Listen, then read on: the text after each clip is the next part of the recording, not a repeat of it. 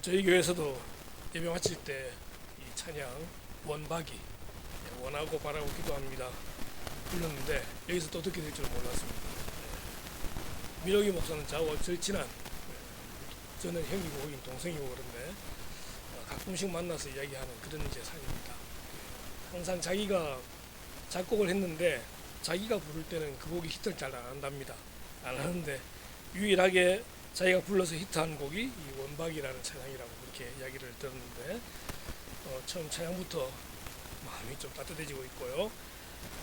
원래는 제 목소리 이런 목소리가 아닌데 아주 좀 굵직한 중저음이었는데 코로나 딱 걸리고 나니까 제가 이 목이 좀 약했는데 목에 직격타가 와가지고 굉장히 좀 소리가 가늘어진 소리가 지금 나오는 것 같습니다. 그래서 원래 목소리는 더 좋았는데 이것도 좋다 생각하시고 잘 들어주시고 가끔 장기침이 나옵니다. 그래서 그 양해를 좀 부탁을 드리겠습니다. 한번 기도하고 말씀 전하겠습니다. 하나님, 저희들을 하나님의 사람으로 세워주시고 또한 사명을 주셔서 주님의 길을 가게 하시는데 때로는 이 길이 너무나 어렵고 힘들 때가 있습니다.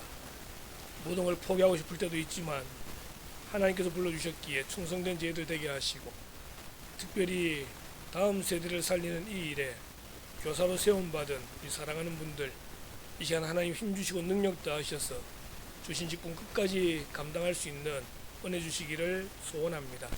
함께 말씀 나누게 될 때에 크신 은혜 주시기를 소원하오며 예수님의 이름으로 기도드리옵나이다. 아멘. 저는 우리 합동교단의 청소년 사역자로 계속 사역을 하고 있습니다. 1988년도에 대학 3학년 때 이제 전도사를 시작했는데 그때부터 시작해서 주일학교 연합회 교육분과위원 부산 지역에 계속 일을 맡아 했었고 또 교육분과위원장 계속 하다가 지금 이제 전국 주일학교 연합회 교육분과위원장을 맡아 있습니다. 그래서 1년에 한 번씩 있는 전국 성경고사대회 주관을 이제 하게 되고요. 그리고 이제 공과책을 지금 이제 제가 쓰는 공과책이 하나 바이블이라는 공과책인데 10년 전에 2008년부터 시작되었던 생명의국부터 시작해서 지금까지 청소년부 공과집필을 하고 있습니다. 또 95년도부터는 교목으로 한 7년 정도 섬겼었고요. 그래서 그때부터 지금까지 계속 청소년 사역 또 이제 교육 사역 계속 지금 진행하는 가운데 있고 또 아까 민혁이 목사도 그렇지만은 여러 찬양 사역자들 문화 사역자들이랑 교제를 나누고 있는 그런 사역을 하고 있습니다. 그래서 담임이면서도 그런 사역들을 진행하고 있기 때문에 다음 세대라는 말만 들어도 가슴이 뛰고요. 또 50대지만은 아직도 10대들을 보면은 너무 이쁘고 사랑스럽고 그렇습니다. 그래서 부산 지역에 그 포틴이라는 모임이 있는데 이 포틴은 10대들을 위한 사역을 하는 리더들의 모임입니다. 그래서 특별히 부산 지역은 많이 복받았다 싶은 것이 부산 지역 청소년만을 생각해서 부산을 떠나지 아니하고 그 사역을 감당하고 있는 사역자들이 전국 규모로 볼 때 가장 많다. 이제 인구 대비를 할 때에 그렇게 볼 수가 있고요. 그 중에 가장 앞에 있는 형님이 이제 김상건 목사님이시라고 SFC 간사하시다 지금 카리스라는 단체를 이끌고 있는 형님이 60대가 되신 그 형님 앞에는 청소년 사역자가 없었습니다. 그 형님이 누군가의 등을 보고 갈 만한 선배가 없었는데 자기가 등을 내어주겠다라고 해서 지금까지 40년 이상을 사역하고 계신 선배님이 계시고 두 번째 사역하시던 형님이 지금 이제 스리랑카에 선교사로 이제 가셨고 제가 이제 넘버 3입니다. 저희도 거의 30년 이상을 지금 이 사역을 하고 있는데 여전히 청소년 사역을 하면서 참 힘이 들지만 그래도 거기서 이제 변화되는 아이들의 모습들 그래서 앞에 있는 선배의 등을 보고 따라왔던 제자들이 이어서 청소년 사역자가 된 경우가 부산에 참 많습니다. 김보성 목사라든지 하는 이런 분들이 전부 다 선배들을 보고 이제 스승을 보고 청소년 사역자가 된 거죠. 교사 헌신 예배인데 교사의 역할이 그렇습니다. 교사의 역할은 자기의 등을 보여주는 역할이고 지금 당장은 어렵고 힘들고 어떤 결실도 보이지 않는 것처럼 보이지만 이제 콩나물같이 계속 물을 부어 놓으면은 나중에는 거기서 아름다운 열매가 맺힐 줄로 믿습니다. 기도를 하시는데 너무 기도를 잘하시는 거예요. 은광교회 교사의 수준을 이해할 수 있는 대표 기도셨고, 그 기도를 들으면서 마음이 이제 부담이 온 것은, 제가 준비한 설교 원고는 이거 하십시오, 이거 하십시오, 이거 하십시오라는 걸 쭉 적어왔는데, 기도 가운데 교사들이 위로받는 그런 시간 되게 해달라는 딱 기도가 되셔가지고, 아, 설교 내용을 바꿔야 되나 이런 이제 고민도 하게 됩니다. 함께 말씀을 나누는 가운데에 우리가 위로도 받고 또 은혜도 받고 또 우리의 사명을 다시 한번 되새기는 그런 시간이 되었으면 좋겠습니다. 지금 이제 잘 표시가 안 나겠지만은 제 얼굴에 화장을 했습니다. 원래 화장할 게 아니었는데 지난 수요일 날 갑자기 집사람이 저를 보고 동네 그 의원이 있거든요. 그 의원에 가자는 거예요. 여기 눈 밑에 쥐젖이 2개가 났는데 이게 계속 눈에 거슬리던가 봐. 그래서 이걸 떼내자 해서 그냥 갔습니다. 갔는데 의사 선생님이 딱 보시더니만은 이건 2개가 아니네 이러더만은, 목사님 이리 오세요 이러더라고요. 갔죠. 눕혀놓고 찌르는데 한 20군데 이상을 찌르신 거예요, 레이저로. 지금 딱 얼굴을 보게 되면요, 지금은 이제 분칠을 해서 별로 안 보이지만은 군데군데 뭐가 많이 묻어 있습니다. 그래서 처음에는 몰랐는데 하고 나서 보니까 이번 주 은광교회 가야 되는데 집사람 가자고 해서 갔는데 간 결과가 이제 얼굴이 막이 된 거죠. 왜 이야기하냐면은 집안의 최고의 권위는 아내에게 있다는 겁니다. 예, 집안의 최고의 권위 아내에게 있습니다. 남편이 권위 부려봤자 집안이 별 좋은 모습 안 나오는 것 같아요. 아내 말을 잘 들어야 됩니다. 지금 시대는요, 권위가 상실된 시대입니다. 지금 시대를 단정짓는 2가지 단어가 있는데, 포스트 모더니즘이라는 단어와 종교다원주의라는 말 2가지입니다. 포스트 모더니즘은요, 이것도 저것도 다 그냥 중요한 것이 아니라 내 생각이 중요하다. 이게 포스트 모더니즘입니다. 종교다원주의는 이것도 옳고 저것도 옳고 다 옳다는 게 종교다원주의입니다. 이 2개 같이 묶어져 가지고 이 종교도 옳고 저 종교도 옳고 내 생각도 옳고 네 생각도 옳고. 이전에는 절대 권위라는 게 있었습니다. 절대 진리라는 게 있었습니다. 근데 이 21세기에 들어오면서는 다 사라지고 모든 것이 다 좋은 게 좋은 거다. 그래서 전도하게 되면 가장 많이 듣는 말이 뭐냐면은, 그냥 어떤 종교를 믿든지 하나를 믿고 착하게 살면 다 좋은 데 가는데 왜 굳이 기독교는 교회를 다녀야 된다고 말하고 있고 왜 굳이 기독교는 예수를 믿어야 된다고 말을 하느냐. 그렇기 때문에 기독교는 굉장히 이기적인 종교다, 이렇게 말하고 있다라고 하는 것이죠. 지금 시대는요, 권위를 잃어버린 시대입니다. 제가 교목으로 있던 1995년부터 조금 더 지나서 학교에 아주 좀 변화가 생기게 되었는데, 그때 당시 정권에서 이제 이 교육에 인권이라는 것을 도입을 시켜가지고 학교에서 학생들이 교사를 고발할 수 있는 그런 일이 생기게 됩니다. 근데 그렇게 되면서부터 무슨 일이 생기게 되냐면은, 예전에는 물론 좀 잘못된 부분도 있긴 하지만은 선생님들이 학생들을 때로는 정말 사랑하는 마음으로 잘못된 길로 갔을 경우에 때로는 매를 대기도 하고 충고하기도 하고 했던 그런 모든 부분들이 이제는 핸드폰으로 찍어서 신고되는 바람에 더 이상 선생님들은 학생들을 지도할 수 없는 그런 상황이 되어버리고 맙니다. 그냥 신고 자체가 아니라 교사라고 하는 권위가 상실되어져 버리게 되는 겁니다. 교사의 권위가 상실되니까 학교 교육이 제대로 안 됩니다. 학생은 학교에서 엎어져 자고 있는데 선생님은 그 학생에 대해서 뭐라고 말을 못하는 겁니다. 이거는 교육이 될 수 없는 거죠.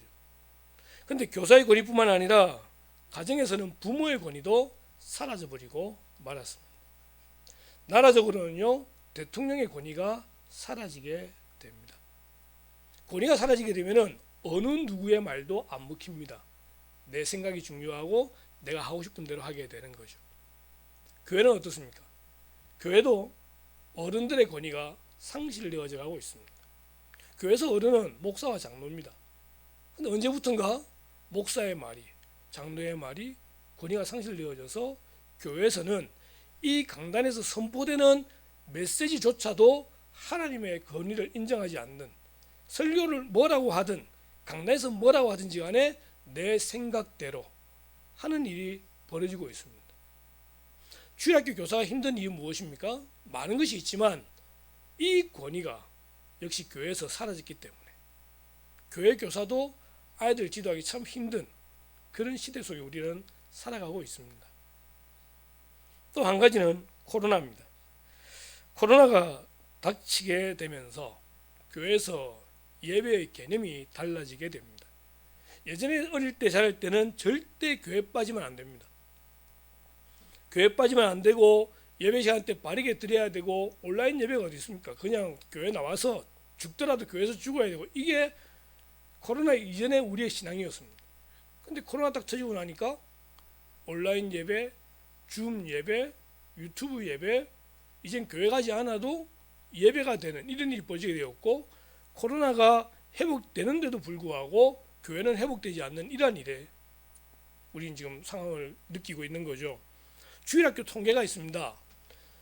코로나 이전에 비해서 코로나 이후에 예배를 드리고 있는 그러니까 그냥 예배만 주일학교의 모양을 갖추고 그래도 예배라도 드리는 교회가 전체의 40%였습니다. 지금은 60%가 올라오긴 했지만은 40%였고요. 그 40% 중에서도 코로나 이전처럼 예배를 드리고 회복된 교회는 30%에 불과하다는 통계가 나와 있습니다. 전체가 100이라고 할 때에 겨우 10%, 15%, 이 정도만 코로나 이전으로 회복이 됐지 나머지는 여전히 힘들어하는, 통합측의 통계로는 무려 60%의 주일학교가 사라졌습니다. 안 믿는 가정에서는 아이들 교회로 보내지 않습니다. 코로나 기간 때 교회의 모습을 기억하시죠? 얼마나 손가락질 많이 당했습니까? 이제는 교회로 보내지 않습니다. 믿는 부모님들도 아무리 이야기해도 아이들이 이제는 안 간다고 말을 하는, 초등학교까지는 억지로 끌려와요. 중학교 이후부터는요 자기 의지대로 안 오는 경우들도 많습니다. 제가 보기엔 주일학교 거의 무너졌습니다. 이런 가운데 교사를 맡아 있고 교사를 어떻게 해야 될지를 고민하게 될 때에 사실상 답이 없습니다. 그런데 그럼에도 불구하고 우리는 여전히 이 직분을 맡아 있고 하나님께서 우리에게 요구하시는 것이 있다라고 생각하게 될 때에 우리는 다시 한번 힘을 내어야 하는 것이죠. 아이 하나를 키우려면요 온 마을이 필요합니다. 교사 은신제이긴 하지만은 사실은 교사의 역할만이 아니라 모든 성도, 모든 교회가 덤벼들어야 주일학교를 제대로 키울 수 있습니다. 제가 어릴 때가 70년대, 80년대였는데요. 그때 주일학교가 참 많이 부흥됐고 훈련도 잘 됐었습니다. 그러다가 90년대에 한국교회가 폭발적으로 부흥을 하게 되죠. 초에. 그리고 30년이 지나서 지금을 맞이할 때에 지금의 주일학교는 과연 30년 뒤에 어떤 모습이 될까 걱정을 해봅니다. 그때 주일 성수 이야기하고 그렇게 훈련을 많이 했던 주일학교가 자라서 지금의 한국교회 기성세대들입니다.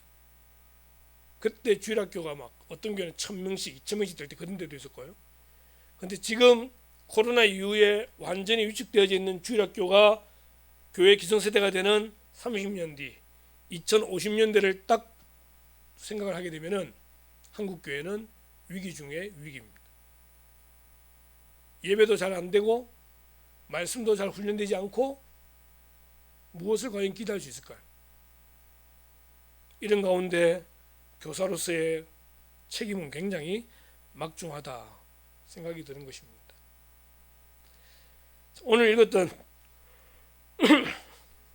디모데전서 4장은 목회서신이라 불립니다. 이 목회서신이기 때문에 교사들에 가장 어울리는 말씀이 아닐까 생각을 하게 되는데, 이 말씀을 통해 먼저 우리가 뭘 해야 될지를 몇 가지를 살펴보고 그 다음 다시 말씀을 나누겠는데요. 첫 번째, 우리 교사들이 해야 될 일들은요, 우리가 무엇을 하는 교사인지를 아셔야 됩니다. 주일학교 교사는 무엇보다도 하나님의 말씀을 가르치는 자라는 것을 기억해야 됩니다. 학교에서 수학 교사는요 수학을 잘 가르쳐야 됩니다. 학원에서 영어 교사는요 영어를 잘 가르쳐야 됩니다. 학교에서 수학 선생님 수학 잘못 가르치면 어떻게 되죠? 파면시켜야 돼요. 수학이 전문인데 수학을 잘못 가르치고 있으니까. 학원에서 영어를 가르치는 선생님이 영어에 문제가 생기게 되면은 문제가 되잖아요. 그만둬야 되는 거죠. 학교 선생님들도 혹시 선생님 계실지 모르겠지만은 방학 때 놀고 먹는 거 아닙니다. 연수를 갑니다. 2년에 한 번 정도씩 제가 알기로는 연수를 가는데, 연수 가게 되면요, 짧게는 60시간, 길게는 180시간 동안 훈련을 받고 시험을 쳐서 자격증을 또 따야 돼요. 그렇게 돼야 학교에서 인정이 되어지고 계속 되는 거죠. 수학교사는 계속 수학을 공부하기 위해서 연수를 가야 되고 공부해야 되고 훈련받아야 됩니다. 요즘 일타 강사 문제가 나오고 있는데, 학원 강사들도 적정한 수준으로 학생을 유지하지 못한다거나 부흥시키지 못하면은요, 학원 그만둬야 됩니다. 그 교사의 직분, 학원 강사의 직분 유지하기 위해서 굉장히 노력을 많이 하거든요. 교회 교사는 성경을 가르치는 교사들이에요. 그렇다면은 성경의 전문가가 돼야 됩니다. 성경을 잘 알아야 돼요. 교학교 선생님은 수학, 영어 몰라도 괜찮아요. 대신 성경은 그 선생님들처럼 수학의 전문가나 영어 전문가처럼 성경의 전문가가 되어야 되는 겁니다. 그렇기 때문에 주일학교 교사는 먼저 말씀을 제대로 읽고 말씀을 제대로 연구하고 가르치는 공간을 잘 준비하는 교사가 되어야 되는 것입니다. 그게 교사입니다. 교사입니다. 또한 하나님의 말씀은 생명이잖아요. 우리가 가르치는 대상은요, 그냥 단순한 학생이 아니라 하나님이 가장 사랑하시는 한 영혼이라는 것을 기억하셔야 됩니다. 우리의 책임은 너무 단순하지 않습니다. 정말 귀합니다. 천하보다 귀한 영혼을 하나님께서는 우리에게 맡기신 거예요. 그래서 학교 선생님이나 학원 선생님들은 그냥 지식만 전달하면 끝나는 거죠. 조금 사랑만 주면 끝나는 거예요. 근데 우리는 지식 전달이 아니라 살아있는 생명, 그 영혼을 우리 맡아 있기 때문에 정말 이 교사는 귀한 직분입니다. 교회에서 가장 중요한 직분, 가장 귀한 직분 하면 저는 교사를 이야기합니다. 제가 만약 음악 목사였으면 찬양대라고 말을 하겠지만 저는 교육을 전문하는 목사이기 때문에 교사들입니다. 예배도 중요한데 영혼을 살리고 영혼을 가르치는 이 직분은 정말 귀하다 저는 생각을 합니다. 그래서 우리는 우리의 정체성이 분명해야 되는데 우리는 하나님의 말씀을 가르치는 자라는 것을 기억해야 되는 것입니다. 말씀의 열정을 품어야 돼요. 말씀을 사랑하셔야 돼요. 베레아 교인들처럼 정말 그 말씀이 맞는지 계속 연구하고 연구해서 내 것이 된 말씀을 우리 아이들에게 전할 수 있는 그런 교사가 되어야 되는 거예요. 주일날 아이들 만날 때에 다른 것도 필요하겠지만 가장 중요한 것은 그 말씀을 배우러 왔기 때문에 그 말씀 하나를 제대로 심어주는 교사가 되어야 되는 거예요. 저희가 이제 총회 공간을 만들다 보면 가장 고민이 이겁니다. 과연 우리가 만든 공간을 각 교회 주일학교에서 사용할 수 있을까? 라는 거거든요. 굳이 가장 많이 걸리는 부분 중에 하나가 시간입니다. 주일학교 분반 공부 시간이 과연 몇 분일까? 라는 거죠. 우리 인간계는 잘 모르겠지만 보통 20분을 안 넘지 않습니다. 그 20분도 처음 만나면은 아이들하고 추석 부르고 이야기하고 좀 이번 주 어떻게 지냈니 이런 이야기하면 5분 지나가고요. 뭐 이거 이야기하면 좀 얘기부터 들어서 조용히 해라 하면은 또 그 시간 한 5분 정도 지나가고요. 말씀 전하기 한 5분 정도밖에 되지 않더라고요. 5분 동안 다 전할 수 있느냐? 불가능하다는 거죠. 그래서 우리 청소년부는 딱 포인트 하나, 최소한 이거 하나만은 짚고 넘어가야 되고 가르쳐야 된다라고 해서 그렇게 이제 공간을 만들고 있습니다. 그 5분의 시간이라도 내지는 그 하나에 가르친다 하더라도 교사가 내 것이 된 것을 가르치는 것과 그냥 읽어주는 것과는 다르다는 것입니다. 그러기에 한 주간 동안 교사는요, 때로는 목사가 설교하기 위해서 한 주간 동안 말씀을 묵상하고 그것을 전하듯이 교사도 그 말씀 하나를 어쨌든 내 걸로 만들어서 소화시켜서 그것을 학생들에게 먹여주는 그런 교사가 되어야 하는 것입니다. 하나님의 말씀 공부하는 시간에 다른 거 이야기하지 마십시오. 그거는 공부 이후에 따로 하셔야 되는데 말씀 시간에 말씀만 전달하셔야 돼요. 하나님의 말씀은요 생명입니다. 그 생명을 먹고 자랄 때 아이들은 살아날 수 있습니다. 가장 중요한 겁니다. 가장 중요한 겁니다. 초등학생 아이들 장난친다고 안 듣는 것 같죠? 다 듣고 있습니다. 희한해요. 정말 희한해요. 다 떠들고 이래가지고 이 말씀 꾸러기들 말씀 내가 이렇게 준비해왔는데 말씀 듣지는 않고 막 열받아 있는데 나중에 끝나고 나서 보면요, 애들은 그 선생님 하신 말씀을 다 기억하고 있어요. 그래서 그 말씀을 듣는 아이들이 어떻게 변하는지에 대한 책임은 교사에게 있지 않아요. 교사는 말씀을 전하는 책임이 있어요. 그래서 하나님의 말씀을 제대로 정해야 됩니다. 그래서 11절에 너는 이것들을 명하고 가르치라 이렇게 말씀하고 있죠. 두 번째로 교사는 준비된 교사가 되어야 합니다. 우리 12절 13절 디모데전서 4장 12절 13절 같이 읽겠습니다. 시작. 누구든지 내 연소함을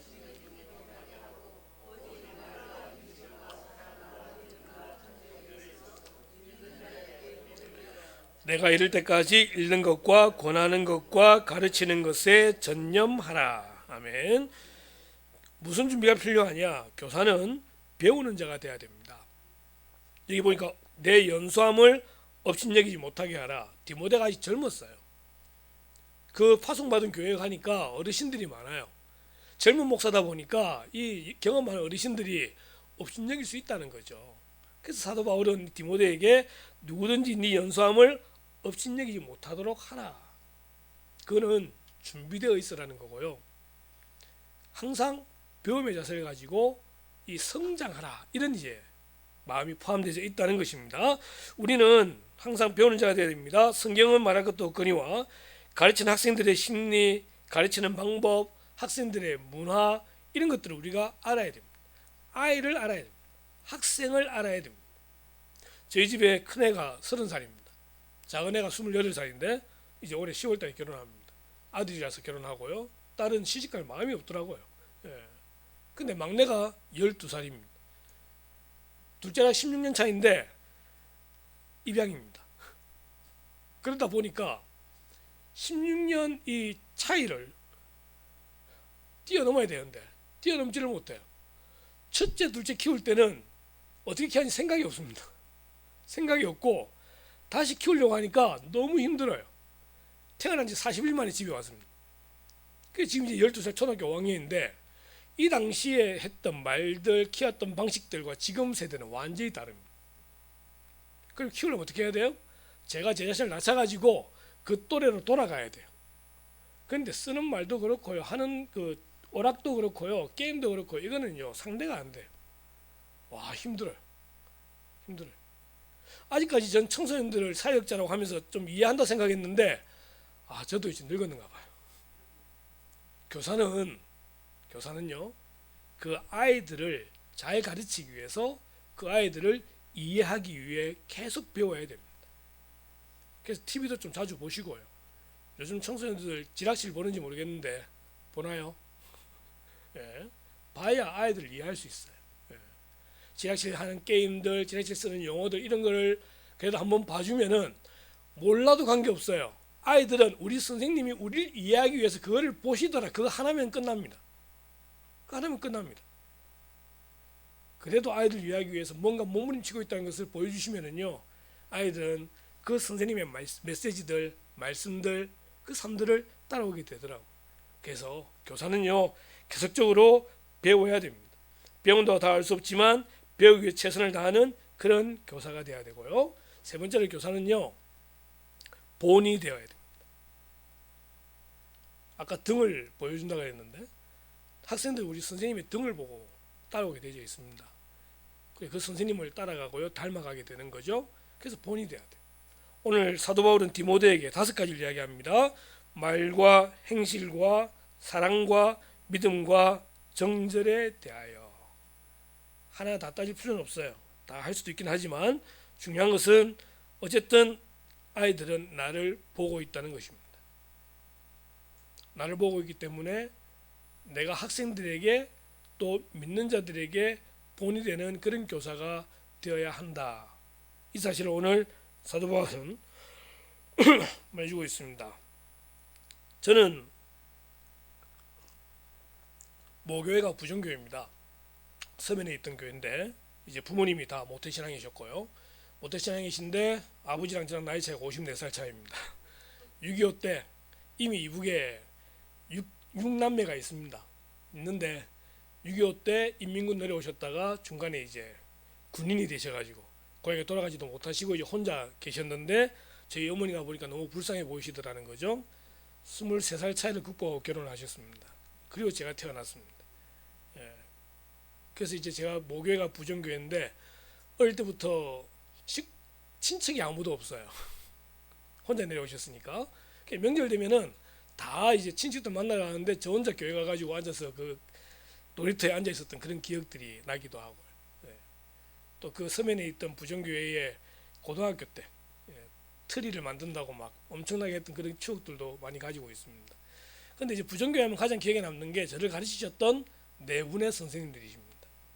초등학교 5학년 때 한 분 선생님이 계셨는데 이 선생님이 아프셨어요. 중간에 그만두고 다른 선생님이 한 분 맡으셨고, 6학년 때도 마찬가지로 한 분이 제일 맡으셨는데 그땐 제가 분명히 반편성이 그 반이 아니었어요. 근데 교회 가니까 제가 반편성 바뀌어져 있더라고요. 가장 무서운 선생님이셨는데 이분은 주일날 오후 되면은 오전에 암송했던 성경 구절 암송 못하면은요 자로 때리는 선생님, 이런 분이셨는데 저를 굳이 그 반에 넣어가지고 저를 오후마다 때리셨던 선생님이 계십니다. 그러다 이분 아프셔가지고 6학년 때 다시 다른 선생님 바뀌셨더니 네 분의 선생님이 계시는데 이 네 분의 선생님이 다들 고신대학교 신학과 출신이셨고 다들 목사님이 되셨습니다. 근데 저는 그 5, 6학년 때의 기억들, 초등학교 1학년부터 있었던 선생님들은 다 기억이 나는데 특별히 네 분 선생님이 기억에 남는 이유는 정말 저희들을 위해서 어떻게 헌신하셨는가라는 것을 저희가 똑바로 봤었기 때문에 그 네 분의 선생님은 저에게 있어서 목회에 있어서나 교육에 있어서나 저의 모델이 되시는 분이십니다. 저도 그렇게 되기 위해 노력을 많이 해왔고 또 저를 보고 목회자의 길로 교육사역의 길로 들어왔던 제자들이 또 여럿 있습니다. 교사는 모델입니다. 등을 내어주고 자기를 따라오도록 하는 것이 교사들입니다. 나도 저 선생님처럼 우리 교회의 주일학교 교사가 되어서 나도 저렇게 정말 좋은 교사가 되어야 되겠다라는 생각할 수 있도록 그런 교사가 되어지셔야 되는 겁니다. 쉽지 않지만 뿌듯하잖아요. 내 제자가 나를 본받아서 우리 교회에서 나를 이어 다시 교사를 하겠다라는 마음을 가지게 되면 참 멋질 것 같습니다. 기도하는 자식은 결코 망하지 않습니다. 마찬가지로 기도하는 제자도 망하지 않습니다. 이 네 분의 선생님이 매주일 새벽 기도회 때마다, 저희는 초등부 새벽 기도에 있었으니까 그 아침에 집집마다 돌아서 애들 다 데리고 교회 와서 설교한 다음에 한 명 한 명 머리에 손 얹고 기도해 주셨어요. 선생님들이 그렇게 하셨어요. 그 선생님의 손을 얹고 기도했던 자녀들, 제자들 망하지 않습니다. 교사는 가르치는 자라고 말씀을 드렸습니다. 우리가 말씀을 잘 가르쳐야 되는데 이 잘 가르치는 거는요 은사입니다. 그래서 은사를 달라고 기도하셔야 돼요. 교사를 하게 되는데 어떻게 교사를 하게 됩니까? 11월 달 되면은 목사님 전화가 옵니다. 집사님 교사가 좀 부족한데 내년에 좀 교사 좀 하십시다. 이렇게 하면은 거의 대부분의 분들은 처음에 다 거절하십니다. 제가 어떻게 교사를 할 수 있겠습니까? 저같이 부족한 사람은 교사하면 안 됩니다. 라고 빼지만 두 번, 세 번 전화 걸려면 결국은 교사를 하게 되는 분들도 계십니다. 그렇게 해서 교사가 딱 되어졌는데 처음에 몇 명 아이를 맡았는데 이 아이들을 가르치다가 몇 명이 떨어져 나오고 하면 마음에 상처받고 난 절대 교사할 수 없을까 이렇게 이야기하는 분들도 계시고, 또 어떤 분들은 가르치는데 계속 아이들이 막 산만하게 이렇게 하면은 난 가르치는 재주가 없는가 봐, 난 교사할 사람이 안 되는가 봐, 이렇게 해가지고 또 마음에 상처받는 분들도 계시기도 합니다. 그래요. 가르치는 거는요 은사입니다. 근데 은사 없다고 교사 못하는 건 아니고요. 은사를 달라고 기도하셔야 됩니다. 오카는 목사님이 2010년도겠네요. 제가 제자훈련 세미나에 갔는데 그때 이제 오카는 목사님이 이 파킨슨병 때문에 손을 덜덜 떠시면서 이제 설교를 하고 강의를 하셨었거든요. 근데 그때 하셨던 말씀 두 가지가 기억나는 것이, 하나는요 자기는 정말 오랫동안 설교 준비를 한대요. 설교 준비를 막 하는데도 불구하고 고치고 아침까지 고쳐서 설교하러 나와가지고 힘들게 설교하는데 어느 누구는 설교 준비 하나도 안 하고 올라가 설교하더라는 겁니다. 그런데 사람들은 그 설교는 은혜를 엄청 받고 자기 설교는 별 은혜를 못 받더라는 거예요. 그러면 자기는 설교의 은사가 없는 사람이라고 그렇게 이제 자기를 말씀하시더라고요. 자기는 가르치는 은사는 정말 탁월한데 설교의 은사는 별로 없다 라는 말씀을 하셨던 기억이 하나 나고요. 또 하나는 그 자리에 75세쯤 되셨던 분이 한 분 계셨는데 말레이시아 분이세요. 근데 이분이 예수 전도단 사역하시는 분이 75세인데도 건강하십니다. 근데 오카노 목사님은 70세인데 은퇴하고 손을 떨면서 강의하고 있는 거예요. 하시는 말씀이 내가 목회할 때 너무 진력을 다 쏟다 보니까 지금은 남아있는 진력이 없다는 거예요. 나도 참 저렇게 건강하게 하고 싶은데 하셨던 말씀이 기억이 나요. 그때 그 말씀 들으면서 목회자는 진력을 쏟아부어야 되는 거다. 그걸 다시 한번 느끼게 되었습니다. 근데 오늘 본문에 보면 교사도 진력을 쏟아부어야 돼요. 그 한 영혼을 위해서 교사는요 목숨을 걸어야 돼요. 대부분의 교사는 그렇지 않습니다. 정말 99%의 교사들, 99.9%의 교사들은 그 한 영혼에 목숨 걸지 않아요. 그런데 그 마지막 남은 0.01%의 교사가 그 학생의 목숨을 걸 경우에 그 아이는 변할 줄로 믿습니다. 힘을 다 쏟아부어야 됩니다. 직장생활도 하고 사회생활도 하고 가정도 책임져야 되기 때문에 바쁘시겠지만 그래도 하나님이 나한테 맡기신 영혼이잖아요. 그 한 영혼을 위해서 최선을 다하는 교사가 되어야 됩니다. 전심전력하라 이렇게 말씀하고 있죠. 15절에 보니까 이 모든 일에 전심전력하여. 그래서 우리는 좋은 교사가 되기 위해서 최선을 다해서 준비하셔야 되는 거예요. 마지막으로 사도 바울은 이 일을 계속하라 이렇게 명령하고 있습니다. 교사는 시키니까 하고 또 내 기분 나쁠 때 그만두고 하는 그런 직분이 아닙니다. 이 교사라는 직분은 하나님께서 맡기신 직분으로 저는 그렇게 믿습니다. 하나님께서 사람의 영혼, 가장 사랑하시는 영혼을 맡기시는데 대충 맡기지 않습니다. 준비된 사람에 맡기시는 거잖아요. 이 일을 계속하라. 일을 계속하라. 저는 이 말 들을 때 이것이 다음 세대를 위해 헌신하라. 저는 그렇게 말씀을 듣게 됩니다. 이사야 39장에 보면요. 히스기야 왕에 대한 이야기가 등장합니다. 거기 보니까 히스기야가 병에 걸려서 죽을 위기에 놓였다가 기도해서 살아나게 되죠. 그리고 그 살아났다는 말을 듣고 바벨론에서 사람들을 보냅니다. 사절단을 보내가지고 축하합니다. 히스기야 너무 기분 좋은 거예요. 죽다 살아난 것도 기분 좋고 강대국인, 신은 강대국인 하지만은 바벨론이 사절을 보낸 것도 기분 좋고 그래가지고 그 사절단에게 자기 모든 궁중의 소유와 안에 있는 국내의 모든 소유를 다 보여주게 됩니다. 얼마나 기분 좋았을까요? 그런데 이사야가 이렇게 경고합니다. 보라, 날이 이르리니 내 집에 있는 모든 소유와 내 조상들이 오늘까지 쌓아둔 것이 모두 바벨론으로 옮긴 바 되고 남을 것이 없으리라. 이사야가 경고합니다. 그런데 거기에 대한 히스기야의 대응입니다. 여호와의 말씀이 좋소이다 하고 또 이르되 내 생전에는 평안과 경고함이 있으리로다. 다르게 표현한다면은 왕이 한 이 행동 때문에 왕의 후손들이 포로로 끌려가게 되고 창피함을 당할 겁니다. 다음 세대 망할 겁니다. 라고 말을 하니까 히스기야는 그 관계없지 않느냐. 지금 내 세대만 잘 살면 되는 거지. 굳이 내가 그때까지 할 필요 뭐가 있겠느냐. 그 세대는 그 세대가 알아서 할 거다. 라고 말을 하는 겁니다. 여러분 이게 한국 교회의 현실이 되면 안 됩니다. 지금 어른 예배는 좋고 또 어른들끼리 모여서 잘 지내고 뭐 남전도 여전도에 잘 모이고 다 좋죠. 특별히 어려움이 없어 보입니다. 그런데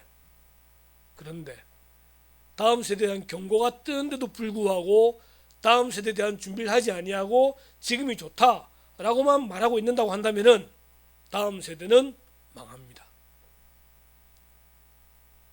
다니엘이 포로로 끌려가고 에스겔 시대 때 포로로 끌려가고 했던 그런 포로의 시간들이 우리에게도 불과 몇 년 남지 않았다라고 하는 것입니다. 많은 교회가 다음 세대를 이야기합니다. 다음 세대 살려야 된다, 살려야 된다라고 말하지만은 교회 전체 재정을 보게 되면 다음 세대 들어가는 돈이 불과 몇 퍼센트 되지 않습니다. 다음 세대가 중요하다고 말하면서 다음 세대 사역자를 세우고 다음 세대 교사를 세우고 이런 부분들이 체계화되어져 있지 않습니다. 여전히 모든 목회의 중심은 어른 중심으로 되어져 있습니다. 다음 세대에 전적으로 헌신하고 전적으로 투자하지 않는 이상에서는 한국교회 지금 현 상황에서는 다음 세대 살아나기 어렵습니다. 그것이 한국교회 현실입니다. 지금은 은광교회 이렇게 모여서 오예배를 드리지만 30년 뒤에 이곳에 몇 명이 앉아 있을지는 우리도 아무도 장담할 수 없습니다. 다음 세대를 지금 살려놓지 않으면은 다음에 이 자리에 어쩌면 한 명도 없게 되는지도 모릅니다. 그런 위기감을 지금 가져야 되는 거예요. 이 일을 계속하라 명령하고 있는데 이 일을 계속할 수 있는 교사들이 세워지지 않습니다. 이 일을 계속해야 될 교육자들이 없습니다. 때로는 재정적인 이유로, 때로는 사람이 없다는 이유로 다음 세대를 키우는 부분에 있어서 많은 교회들이 회피하고 있습니다. 우리 신대원이요 1대1이 무너졌습니다. 100명을 보면 100명이 와야 그나마 1대1이 되는데 이제 100명도 오지 않는, 이미 작년까지 거의 대부분의 교단이 다 그렇게 됐었는데 마이너스였는데 드디어 금년에 우리 교단도 마이너스가 되었습니다. 다시 말하면 사역자가 되고자 헌신하는 사람들이 없다는 것입니다. 그나마 서울은 아직까지는 괜찮아요. 부산 지역에 주일학교 교육자를 세우려고 모집 공고를 내면요 한 명도 안 오는 게 현재 우리 부산의 현실입니다. 사람이 없는데, 교사가 없는데 무슨 다음 세대를 기대하겠습니까? 그렇지 않나요? 흔히 교사는 3D 직분이라고 이야기하죠. 자기 돈 내서 간식 사 먹여야 됩니다. 토요일 되면 전화 걸어야 됩니다.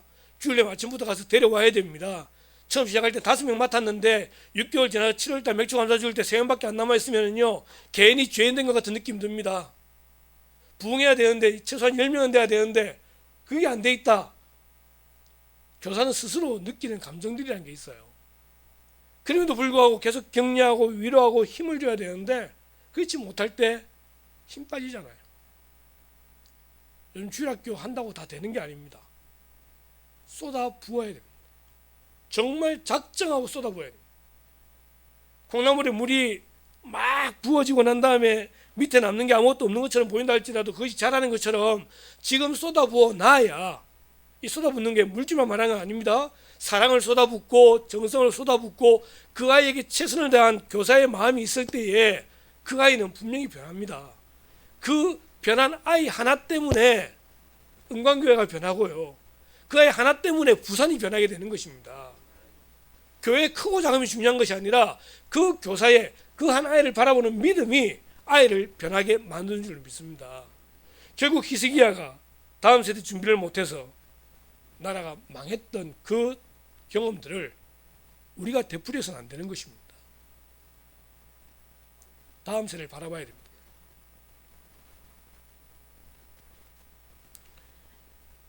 이번에 여름 성경학교가 이제 다음 주부터 시작이 될 텐데 이번 우리 총회의 주제가 여호와 샬롬입니다. 여호와 샬롬에 대한 이야기는 기드온부터 출발되는 거죠. 여러분, 기드온이 믿음 좋은 사사입니까? 믿음이 없는 사사입니까? 믿음이 좋은 사사죠? 라고 말하면 틀리는 겁니다. 믿음이 없는 사사였어요. 좀 말이 좀 어폐가 있지만 믿음이 없는 사람이었어요. 하나님께서 당시에 이제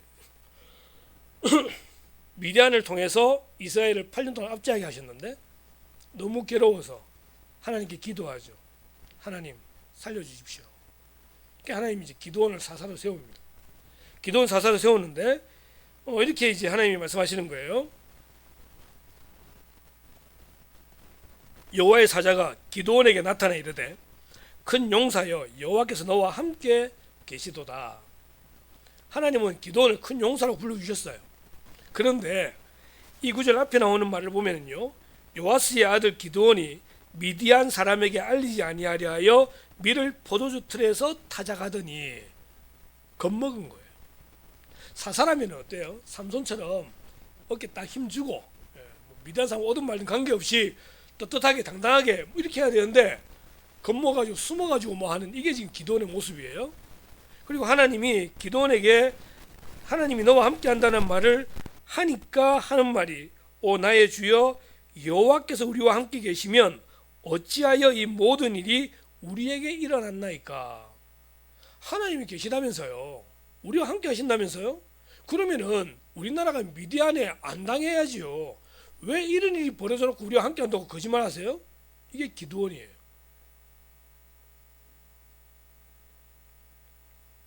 다시 하나님이 대답하십니다. 그러면 하는 말이 나의 집은 므낫세 중에 극히 약하고 나는 내 아버지 집에서 가장 작은 자니이다. 네 사사 좀 해라 하니까 하는 말이 하나님 그거는 루벤 형님이나 뭐 이런 형들 집안에서 해야지 우리 같은 막내 집안에서 할 건 안 되는 것 같습니다. 빼는 거예요. 그 다음 하는 말이 만일 내가 주께 은혜를 얻었사오면 나와 말씀하신 이가 주 되시는 표징을 내게 보이소서. 정말 하나님 나와 함께 하신다고 말씀하신다면은 그러면은 증거를 보여주십시오. 증거 보여주니까 한다는 말이 이제 내가 죽게 되었나이다 이런 말 하고 있습니다. 하나님이 몇 번 기도원을 부르시는데도 기도원은 나는 아닙니다. 나는 못합니다. 하나님 그건 말도 안 되는 거지요. 왜 제가 돼야 됩니까? 이건 아닌 것 같습니다. 그런데도 불구하고 하나님은 기도원을 뭐라 부르셨다고요? 큰 용사요. 기도원이 큰 용사기 때문에 그렇게 부르신 건 줄 아세요? 아니에요. 기도원은 정말 어리석은 존재지만 하나님께서 그렇게 끌고 가시겠다는 거예요. 내가 그를 큰 용사로 세우셔서 큰 일을 감당하게 하시겠다라고 하나님이 스스로 작정하시는 거예요. 그래서 큰 용사요 라고 불러주시는 거죠. 주일학교 교육은 이런 교육입니다. 유치부, 유년부, 초등부, 청소년부 지금 완성된 아이들이 아니에요. 완성된 아이들이 아니에요. 그들은 기도원처럼 여전히 연약하고 미약하고 변명하기에 바쁜 아이들입니다. 그런데 누가 그들을 쓰시겠다고요? 하나님께서 쓰시겠다고요. 그렇게 하기 위해서 하나님은 누구를 세우셨느냐? 우리를 세우신 거예요. 먼저 하나님을 만나고 먼저 예수님을 만나고 변화된 내가 그들 앞에 교사로 서서 하나님 말씀을 가르침으로 그들도 예수 그리스도를 만나게 하고 하나님 만나게 해서 이 시대와 나라와 민족을 위해 쓰임받는 일꾼으로 만들도록 하기 위해서 나를 부르신 거예요. 그렇다면 우리는 그 사명에 충성해야 되는 것입니다. 내가 잘났기 때문에 교사 된 게 아니에요. 내가 잘났기 때문에 목사 된 게 아니에요. 저희 아버님이 저하고 54살 차이라 그랬죠. 그래서 저는 군 면제입니다. 신의 아들입니다. 가족 생계 유지자. 진짜 집 가난했습니다. 친구들끼리 놀러 가자 하면은요 저는 빠집니다. 왜? 갔을 돈이 없어서. 심지어 초등학교 때 교회 사진 보면요 수련회 갔는데 저 혼자 교복 입고 있어요. 왜요? 교복 말고는 옷이 없었어요. 그랬어요. 그렇게 중학교까지 있다가 중학교 때 선생님이 그때 당시만 하더라도 이제 80년대 초니까 그 박정희 대통령의 영향에 의해서 공고를 가면 30% 무시험 전형이라는 게 있었습니다. 그래서 저는 그게 뭔지도 몰랐고 그냥 선생님 이야기할 때 저하고 관계없는 줄 알았어요. 그런데 어느 날 10월 달에 친구랑 같이 집을 걸어가는데 줄 예배 마치고 그 친구는 항상 해장만 했던 친구, 저는 항상 총무만 했던 사람. 근데 갑자기 제 입에서 나온 말이 어차피 니는 고등부 가면 회장할 거니까 인문계 가서 기도해라. 나는 어차피 고등부 가면 총무할 거니까 내 시댁에 갈게. 이래가지고 그 다음에 학교 가서 세 마디 이야기했다 죽을 뻔했습니다. 부모님 호출당했고 부모님 설득해서 결국은 공고를 갔습니다. 그렇게 갔던 학교가 첫 번째 기독교 학교, 두 번째 이름 좋은 학교, 혜택했던 학교가 성지공고였습니다. 저는 그 학교 그렇게 무서운 학교인지 몰랐습니다. 모든 조폭관계에 다 되지 있는 그런 학교가 성지공고였는데 갔어요. 감사하게도 3년 동안 전교 1등이었습니다. 장학금으로 공부했습니다. 고2 때 성경 읽다가 목회에 대한 비전 받았습니다. 고3 때 교육 목회에 대한 비전을 받게 되었고요. 고3 때 학교 신앙부장 하면서 목사에 대한 준비를 그때 다 했습니다. 부산에 있는 기독교학교 연맹회 회장을 하게 되고요. 고등학교 3년 동안은 전적이 화려합니다. 근데 문제는 학력고사를 다 버렸어요. 가고 싶은 대학이 있는데 친구랑 둘이 총신대학교 종교교육과 가기로 했는데 교육목회니까 시험 못 쳤다고 안 간대요. 그래서 저는 고신대를 간다고 생각하고 서류를 넣었죠. 아무리 봐도 합격할 수 있는 상황이 아니에요. 근데 은혜로 합격이 돼요. 저희 그때 고등학교에서 4년제 대학 간 사람 딱 3명 나왔습니다. 그리고 대학 4년을 한 번도 안 쉬고 졸업을 합니다. 돈이 없어요. 돈이 없는데 그렇게 졸업을 해요. 시험 칠 돈이 없고 신대원 간 돈이 없어서 2년 동안 신대원 쉬고 그 다음에 부정교회 교육전도사 들어가는 바람에 거기는 공납금 다 대주니까 신대원 시험을 쳤는데 저희 때는 시험지 유출이라 그래가지고 신대원을 3번 올라가고 시험을 2번을 치는 기수 저희 기수입니다. 2번째 치러 올라가는 그날 아버님이 돌아가셨습니다. 저는 이미 서울에 올라가 있었고 그리고 합격이 되었고 3년 동안을 잘 마치고 전임으로 사역을 하게 되는 거죠. 지금까지 살아오는 인생들에 있어서 제가 뭘 했다는 말을 저는 할 수 있는 자격이 아무것도 없습니다. 전적으로 하나님의 은혜로 지금까지 저를 세워주셨고 지금도 저를 쓰시겠다고 하시는 곳에는 무조건 달려갑니다. 그게 제게 주어진 사명이라 생각하기 때문에 여러분 교사는요 맡은 영혼을 위해서 정말 이런 표현 죄송합니다. 자신을 갈아 넣어야 됩니다. 그러면은 그 한 아이를 통해서 하나님 시대를 분명히 변화시키실 줄 믿습니다. 목사님 혹시 영상이 준비되어 있을까요? 네. 이제 영상 하나 보시게 될 텐데 이 영상은 제가 참 좋아하는 영상입니다. 교사 한 명이 얼마나 중요하냐. 이 영상은 전도 영상으로 만들어진 거예요. 근데 저는 이건 전도가 아니고 교육이라고 봅니다. 교사가 얼마나 중요하냐. 이 영상을 보고 난 다음에 마무리하겠습니다. 한번 보여주십시오.